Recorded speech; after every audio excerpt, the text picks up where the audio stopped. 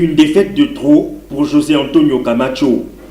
Très vite, une réunion d'urgence entre le ministre des Sports Alain-Claude Bilibinze et le président de la Fédération gabonaise de football Pierre-Alain Monguengui suite à cette énième contre-performance des Verts jaunes et bleus. Pour le ministre des Sports, le problème a été identifié.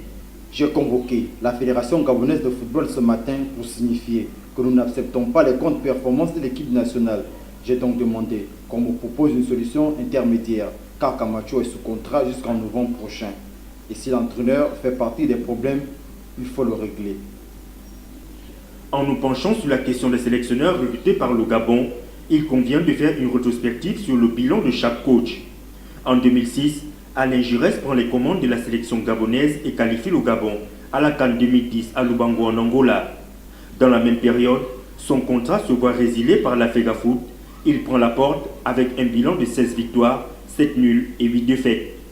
Pour le succéder, la Fédération gabonaise de football recrute l'ex-entraîneur des Girondins de Bordeaux, Gernot Rohr, qui lui arrive le 1er mars 2010 avec un seul mot d'ordre de la FEGAFOOT, conduire le Gabon jusqu'à la CAN 2012 organisée en terre gabonaise et pourquoi pas la gagner.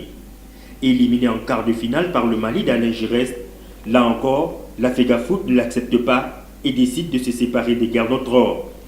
2012-2013, Paulo Duarte prend les rênes de la sélection et se voit remplacé 2 ans plus tard par Jorge Costa. Ce dossier, la suite, vous la connaissez.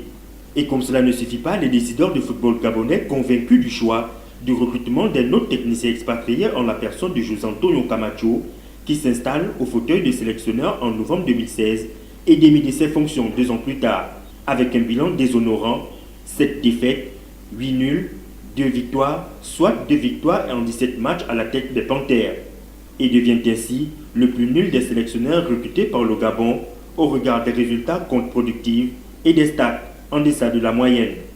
On serait tenté de nous interroger sur les services de ces différents entraîneurs expatriés qui n'ont pas changé grand-chose, excepté quelques-uns.